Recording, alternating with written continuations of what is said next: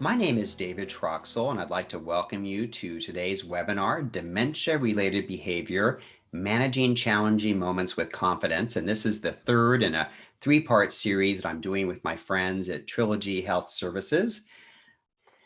I'm the author of a book called The Best Friends Approach to Dementia Care, and happy to be a consultant to Trilogy Health Services and its BFF Memory Care program. I love the name BFF, kind of inspired by that phrase, best friends forever. I'm known for my writing and teachings about dementia care, and I've authored with my friend Virginia Bell, co-authored 6 influential books and many articles. I've worked in university and Alzheimer's Association settings, and today work as a writer and a dementia care consultant. Like many of you on this webinar, I've also been a family member, a family care partner to my mother, Dorothy, who passed away with Alzheimer's in 2008. Trilogy is a licensed provider of the Best Friends approach through its innovative and life-affirming BFF program. And I'm so proud that a company like Trilogy has chosen to use the work that Virginia Bell and I have written to be a springboard for its innovative dementia care program. Today's presentation, we have a lot packed in here. I'm going to start off talking about the experience of dementia because I think it's very important to have some empathy and understanding of the root causes of behavior. We'll talk about dementia-related behavior. We'll talk about the potential medical and health causes of behavior along with potential environmental causes. And then I'm going to kind of drill down and talk about some challenging moments related to apathy, aggression, agitation, exit seeking, repetitive actions and words, care refusal, bathing, paranoia, hallucinations, a lot to cover. And of course, hopefully a few success stories involving the Best Friends approach and my friends at Trilogy. And there will be an opportunity for you to send in questions that we will promptly answer. Before we take a deep dive into behavior, I always like to take a deep breath and just sort of reflect on the experience of dementia. I love the old saying that I think is very relevant to this webinar. You can't know someone well until you've walked a mile in his or her shoes. I know that Trilogy does a lot of training with its staff members about understanding what it's like to have Alzheimer's disease. And when we think about this experience, it does offer a lot of clues and cues about behavior that can be very, very helpful. So let's think about this experience of dementia. Imagine what it would be like to not always know who's around you in the room, where you are, what's happened to your money, what's next for you, not be able to do some of the things you've always been able to do. And I think it must lead to a lot of embarrassment, some fear, anxiety, confusion, damage to self-esteem, sadness, depression, something very important to many of us, loss of control, not being able to control what happens in your daily life, and of course, agitation and even anger. This doesn't mean that there isn't laughter and joy and happy times when people have dementia. They are sometimes very pleasantly confused in the moment. But when you have a disease, when you have Alzheimer's, Lewy body dementia, vascular dementia, one of these dementias that's robbing you of this cognition, you can see that it can be a very tough experience, a very tough life. So again, why are there challenging moments? Well, I think a lot of it, when you think about it, is really the person's attempt to just cope with the world around them, to understand what's happening. Many of us, probably all of us, would have challenging moments if we had dementia. I mean, how many of us have been stuck in a long line, waiting in line, stuck in traffic? How many of us have lost our wallet or can't find our car keys maybe when we have to go somewhere very important? You have that sense of panic that hits you, that sense of confusion sometimes that things aren't quite well. So we want to recognize that often the person is really trying to understand what's happening in their world. And the other part of it that we're going to talk a bit more about is that challenging moments can be triggered by health related causes like pain, depression, medication changes. There's something called delusions that are very common with Alzheimer's disease. They're called fixed false ideas. Someone has taken my purse, or you owe me money when maybe you don't. These delusions can be very common. I think it's very important ultimately to kind of become a detective, to look for root causes. And I love this picture here because it kind of reminds me that having Alzheimer's in many ways is like being lost in a foreign country where you don't speak the language, where you don't really know your way around. And we have that angst and anxiety. And many people with dementia, they are kind of living in this foreign world to them, trying to find their way through, trying to find the right direction. So what are some difficult things that can happen? Well, of course, many things, but I love the picture here of the purse on the stairs. My own mother was always looking for her purse. She would hide it under the pillow and then forget it was there, and just be panicked that someone had taken her purse. The slide on the upper right there, hallucination, particularly with Lewy body dementia. Many people with Lewy body dementia have visual hallucinations, that sometimes they even have a hallucination related to smells or sounds. And these can be benign, maybe a fun cat on the table, but they can also be very frightening. Visual spatial, if you look on the bottom left slide and the one in the middle, white spaghetti on white plates, they may not be able to see what's going on, but if you put it on maybe a different kind of placemat, maybe they can then see it. And of course, rummaging, looking for things, repetitive behavior, all of these things can be part of a day in life with dementia. Now, the next slide is very important because I want you to know that sometimes we overthink these things. We may be looking at something that happened in someone's childhood, or really trying to do an elaborate plan about why this behavior is happening, but we're missing the most obvious thing, which it might be health related. And pain is something that can absolutely trigger challenging behavior. Because after all, a person with dementia, you see, they may not be able to name their pain. If I have a toothache, I can call my dentist and get some help. But if a person with dementia is starting to get a very bad toothache, they may not be able to connect the dots. They may not be able to name it and say, hey, nurse, I have a bad toothache. I have an infection. I need to go to a dentist. And instead, they just experience this pain. So remember that pain is something to look for. It can trigger behavior. And one clue is a sudden change in behavior or mood. So if your mom or dad or family member, husband, wife, partner, whoever it is, if they're kind of doing fine, but then boom, they really begin to exhibit some challenging behaviors, look for pain. Again, pain often goes unreported. And you can sometimes kind of figure these things out. If you're helping somebody get dressed and you see them wincing, or there's some facial expressions when you're touching different parts of their body, that can be a clue. Moaning sounds, audible sounds.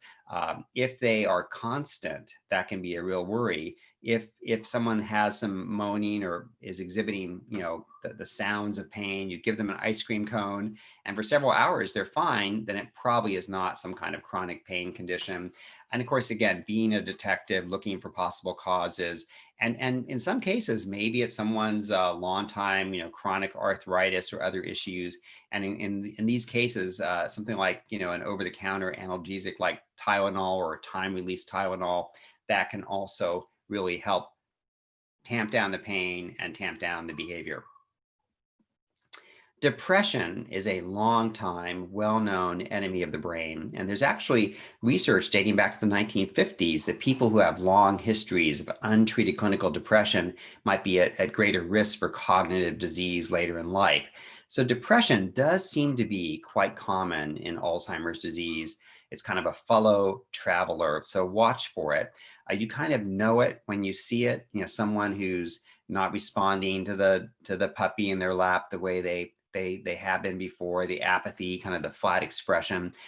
With depression, when you suspect it, you want to treat it, because if someone's depressed and demented, everything is worse. You want to lift up the treatable depression. So consider those antidepressant medications, which really aren't too bad with elders. Look for meaningful activities, including time out of doors, animals, and music. I know my friends at Trilogy, one thing that's so important is when it's a nice sunny day, getting those residents outside into the sunshine. Again, it gives them natural vitamin D and helps fight depression. And of course, staff or friends and family, of course, you can make an emotional connection. Expressing affection and friendship, I think, is a great treatment for depression. Mom, I love you. I'm here for you. Or Mrs. Smith, I'm so happy to be your friend. You're a wonderful person. Surrounding somebody with this kind of comforting words and comforting environment, again, is a great treatment for depression. Medication. Again, as we look at these sort of checklist of issues around behavior, you want to address anything that you can potentially fix. We can't fix Alzheimer's, but we can sometimes fix pain and we can fix depression. Medication. Is there too much, too little, the wrong meds?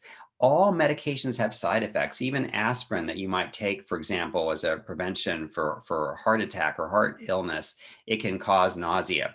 So watch for medication, look for any new medications that have been prescribed, any recent changes. And of course, particularly if someone's living by themselves, we so often see one danger for somebody with dementia living alone is that they take all their pills wrong. They're taking over-the-counter pills. They may take 4 of this, 3 of this. So be sure to track the medication. This section on the right, I think, is particularly powerful for me. And I'm so happy that Trilogy really shares my philosophy. The BFF program believes that hugs are better than drugs, because when you use these psych medications to treat behavior, the challenge is they don't really work all that well. It's very hard to get the dosages right. Often there are significant side effects like a greater risk of falling down. If someone's not moving, if they're sedated, you have more urinary tract infections.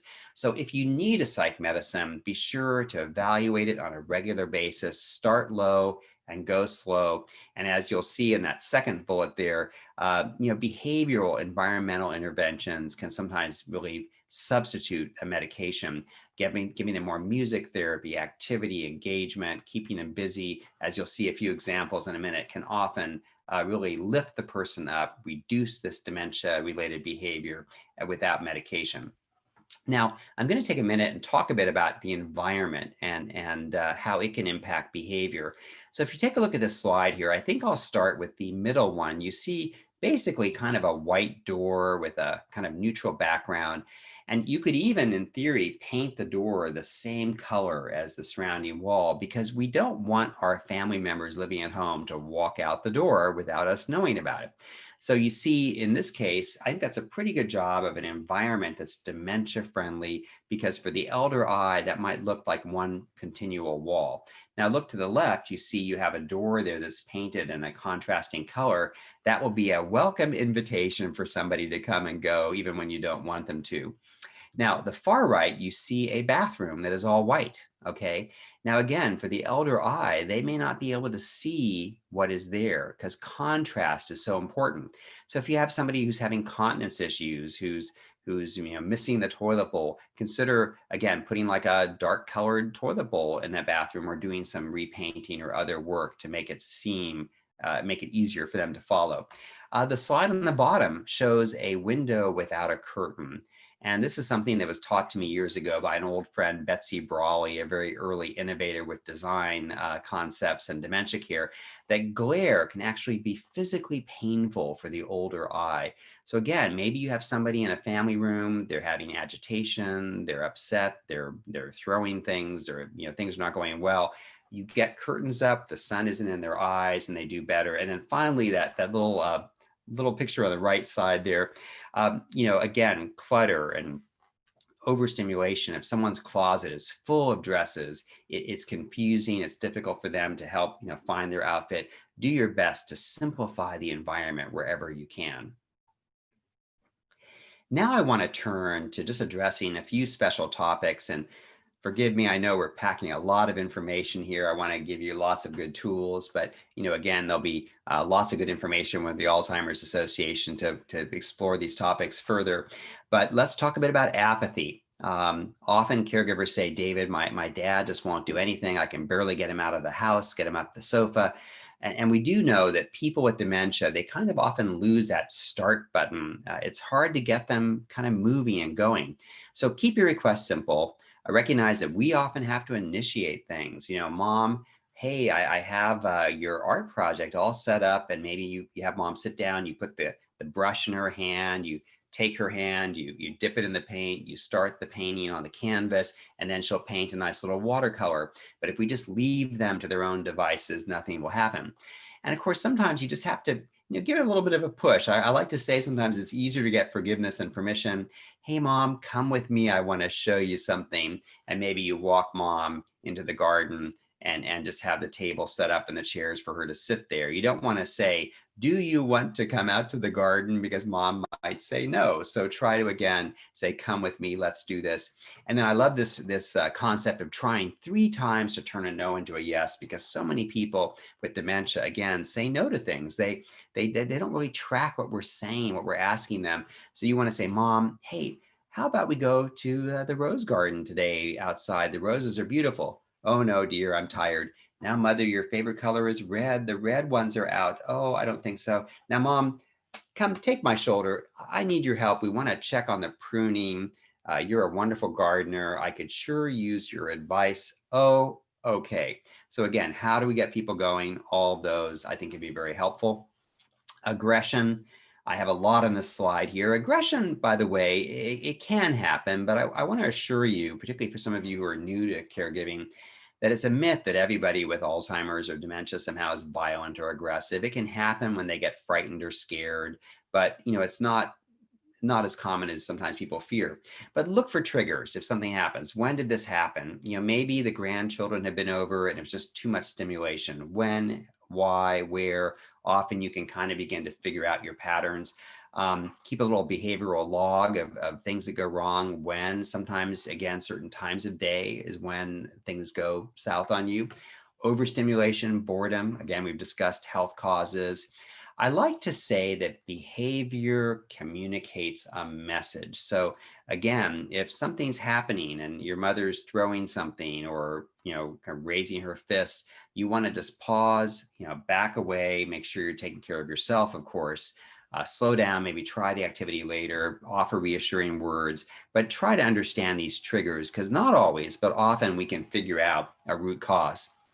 Now, on the right in that third section, there is something that I think Trilogy is particularly good at, is using the person's life story to understand some of favorite topics. Maybe someone loved to talk about Italian cooking, and you can talk about, their favorite recipes.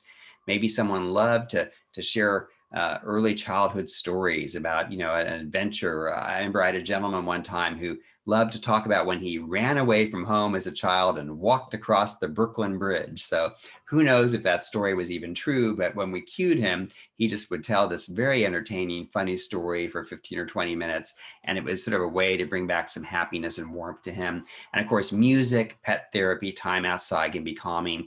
And if things aren't going well, don't be afraid to fall on the sword. Hey, mom, I am so sorry. I sure screwed that up. I'll do better next time. And sometimes this can be something you do even after a shower or personal care that can kind of, lower the temperature around aggression. Repetitive actions, words, behaviors. This one is such a tough one. I think for a lot of us who are caregivers, patience is so important. And when mom says, what time is it? What time is it? Maybe 15 times in a row, it can be very, very tough. So remember that these are caused by confusion, forgetfulness, or anxiety. Try to have that empathy. Be reassuring. Let them know all is well, because sometimes anxiety can be the cause of these things. We redirect by turning the person's life story. When mother is saying, what time is it? What time is it, mom? Would you help me on this project? You are such a good seamstress. Would you help me organize this fabric, and maybe give her a project she might enjoy? And this open-ended questions, what time is it? What time is it? Well, mom, tell me more. Are you someone who always likes to be on time? Oh, you're going to the doctor's office now. Do you wait or are they late? Sometimes tell me more about that. I want to go home. I want to go home. Tell me more about your home. Do you live in the city or the country? Do you think the dishes should be done before you go to bed at night? Sometimes these things, these open-ended questions can lead them away from this repetitive action. But again, this can be tough. Practice patience. A care refusal. Gosh, I think this is where the rubber hits the road, as they say, because again, bathing, care refusal can be so tough. I think globally, what I'd like to say is, be organized, try to be affirming and positive, give them as much control, but recognize that, again, the person with dementia, in so many ways, just like you and me, most of us don't want somebody else to give us a shower. Most of us don't want someone else to change us, right? So there's a lot of pride and we can understand why this happens. So again, there's lack of awareness with dementia. They may not understand they have an odor, the personal hygiene, embarrassment, pride. Understand that this is part of the disease. Mom and dad just aren't being ornery or difficult. They may be forgetful. They may think they've already had a shower. The environment can be confusing. Again, maybe if you remember that picture of the white bathroom, that might be confusing. Get a nice red floor mat, put in a colorful shower curtain, do some things to give them more cueing, find the best time of day. There are some people who've always showered at night or like a tub bath in the morning. and recognize, give yourself a break, recognize this can be tough stuff, which is why sometimes the professional staff, either a good in-home worker or someone in a senior living community, will often have better luck with personal care. On the right, I think, are a few ideas. I won't cover them all, but I'll just say again that, try to have some calming language. Gosh, mom, your spa appointment is ready. Hey, we are going to have so much fun this afternoon. After you get all spiffed up, we're heading out for ice cream. Your granddaughter's visiting. And of course, ultimately, you kind of do what works, and maybe it's time to blame the doctor. Mom, I know you don't want to take the shower, but the doctor says 3 times a week you need it for your skincare. And again, something like this can help you go from no to yes. Paranoia hallucinations sadly do come with dementia, particularly as I mentioned earlier with Lewy body dementia. Recognize that these hallucinations are real. Don't argue, don't correct. Some can be rather benign, as I mentioned earlier, the cat on the table. Others can be more frightening. When this happens, I think let them know you are on their side. Provide comfort and reassurance. I'm so sorry that cat scared you. Gosh, how did that rascal get in? I'll make sure I let him out. Again, this idea of kind of making them feel like you believe them can be very, very important. Don't argue, don't correct. And sometimes if the person is having some paranoia about money, for example, like you're taking my money, it doesn't help to argue and be so literal. Maybe put a bunch of $1 bills in his wallet or some expired credit cards. Maybe have them, as I'll share a story later, sign the checks that you're filling out so they can feel a bit more in control. But with paranoia, say, I believe you, I understand, oh my goodness, we'll work on this together. And sometimes that can be reassuring that they read your emotion. To recap, challenging moments may have many causes. Be a detective and again, look for medical and health, environmental triggers. If you can't see any, just reflect on your own approach. Are you slowing down, listening, giving them choices and options? Be careful, because sometimes if we come on too strong, if we push them, they'll definitely push back. Look at time of day and of course what the person's communicating with their behavior, because often when we kind of apply this sort of detective approach, we can figure things out.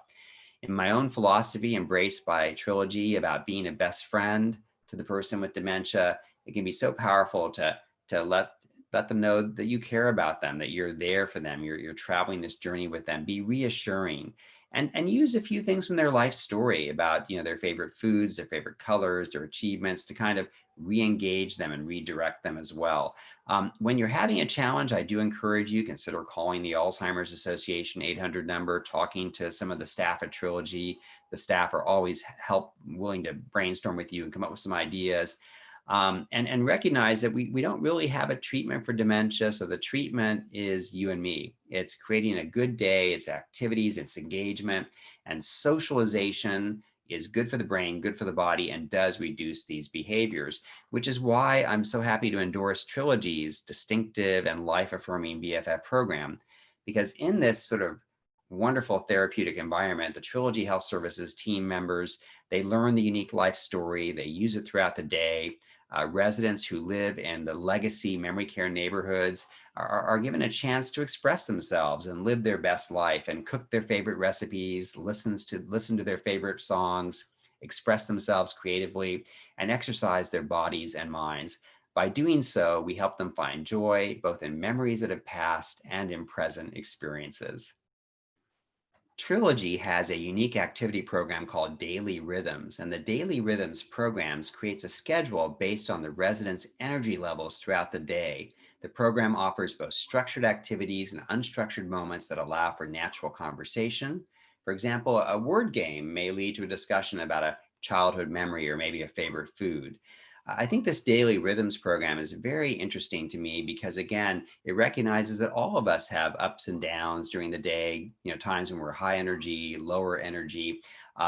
In this case, again, the staff can kind of use the daily rhythms to know the perfect time to exercise, be out of doors, enjoy a really funny YouTube video, or perhaps later in the day have that herbal tea and wind down and listen to some classical music and kind of follow the residents' lead throughout the day.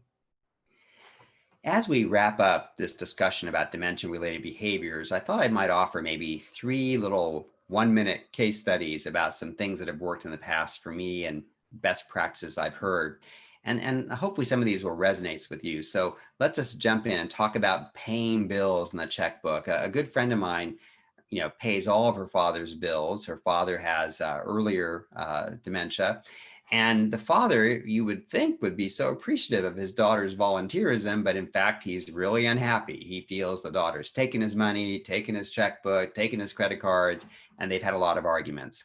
Now, at first, my friend, again, would kind of argue and correct, but then she finally kind of had that light bulb moment. She embraced this idea of being a best friend to her dad and having empathy and understanding that the loss of control was common, having empathy and understanding that his paranoia was there because he didn't understand why the daughter was paying his bills. It had nothing to do with the daughter's integrity. So now my friend brings the checks in, the father signs them. She has her father take a little red ink stamp and stamp the invoices paid. And after they're done working together, she says to her father, "Thanks, Dad. What would I do without you? You're so good at this." So it's again a good example of how caregivers, all of us have to pivot with this disease. We can't do the same old, same old. We've got to always think about understanding the dynamics of our family member and giving them an opportunity to have more sense of control. Arguing over driving. We know that people with Alzheimer's disease and other dementia should not really drive. In most states, though, having that diagnosis is not an automatic revocation of your driving privileges. It means you might have to come in and have a driving test. But again, being creative, there are families who discuss this with mom and dad, and the father says, "Nothing's wrong with me. That doctor doesn't know what he's doing. I'm not giving up my car." So again, maybe in this case, you turn him into the motor vehicle department anonymously and they take away the license and it becomes their fault, not your fault. Maybe you figure out a way to disable the car or other kinds of creative approaches. But often with dementia, we can't tackle things head on. We've got to kind of come up with some creative approaches. And when you're doing this in their best interest, I think you're forgiven if you're not completely being truthful or forthcoming about the circumstances. Again, in the case of driving, where another friend of mine reported her dad to the motor vehicle department and they took his license away, the daughter said, "Dad, I'm so sorry this happened. That seems so unfair. Maybe you can take the test again in another month or two, but for now, I guess we'll lend the car to cousin Johnny. You can keep a good eye on it." So these are the ways we kind of finesse. And in my books, I call it having the knack of great care. And one more kind of mini case study, when we look at afternoon agitation, this can be common as the person gets a bit tired during the day. Build in a simple ritual, have a little, English tea or tea and cookies or an ice cream cone, or take a short walk, or maybe an afternoon nap, or perhaps even some music. Little afternoon rituals can sometimes, again, calm the person and address this kind of what we used to call sundowning behavior. When the sun goes down, the person often with dementia gets that agitation. Again, it's probably due to the fatigue and all the energy they put out during the day. So as we wind down our webinar, I wanted to kind of do a shout out again to the very creative caregivers at Trilogy and just share one success story from assisted living about how a caring environment and talented team can change a behavior and turn a challenge into a success. In this example, a nurse moves into a legacy memory care neighborhood. And in many organizations, the nurse moves in, they have some minimal information about her, and I guess they do the best they can. But in the case of Trilogy, the BFF program is very committed to understanding who this person has been during her life. What is her life story? What are her values? What kind of work does she do? What gives her joy? And we know that a lot of nurses are very task oriented, are very caring, they're very organized, and they want to help others. So in this case, perhaps on the first day in the legacy memory neighborhood, the staff give her a clipboard for her official paperwork. They make rounds with the nurse. Maybe they ask for some simple healthcare advice like, "Well, hey, sometimes I get a headache in the afternoon. Do you think I should take some aspirin?" So again, asking for an opinion means you value the person. Perhaps you ask this new resident to sit beside a Trilogy nurse while he or she does paperwork. And I've often seen that in communities where, there's a resident sitting with one of the team members, as her assistant or helping out. Again, it helps that feeling that the person have a sense of purpose. Maybe we address her instead of we use her name Betty, we say Nurse Betty. So good morning, Nurse Betty. It's your friend David. How are you? It's going to be a great day. I have your work plan for the day. Let's put it right onto your clipboard. Again, addressing them with an appropriate title helps them feel like an important kind of VIP living in memory care. And again, praise. Gosh, Nurse Betty, what's this I hear that you delivered 1,000 babies as a midwife? You are really quite a caring person. And you see this simple shift of giving her a 99-cent clipboard, giving her material to make rounds, showing her that she has purpose, she has a job, she has a role within the neighborhood. It now allows her to feel valued and part of a caring friendship and caring community. And this person becomes one of your most successful residents. So you can begin to see how this best friends approach can be so simple to really help that person make a great adjustment, in this case, from maybe their own home to memory care. Thank you again for being part of this presentation. And I just put up on the screen just a few ways to learn more about the Best Friends approach through my professional website. You can always like the Best Friends approach on Facebook, or I welcome your emails at my personal email, davidtroxel@gmail.com. And again, I'm so honored to be part of the Trilogy family and be part of this series. Trilogy is a place where family comes to live. Every component of the BFF program is designed to make our legacy residents feel supported, loved, and valued, because at the end of the day, they're not just residents, they're also family members. And I just love this really caring and life-affirming sentiment of Trilogy. You can learn more about the BFF program by visiting trilogybff.com. Again, thank you very much. And I'm looking forward to seeing any questions that you would like to send to us, and we will be happy to get back to you as soon as we can with answers to your questions.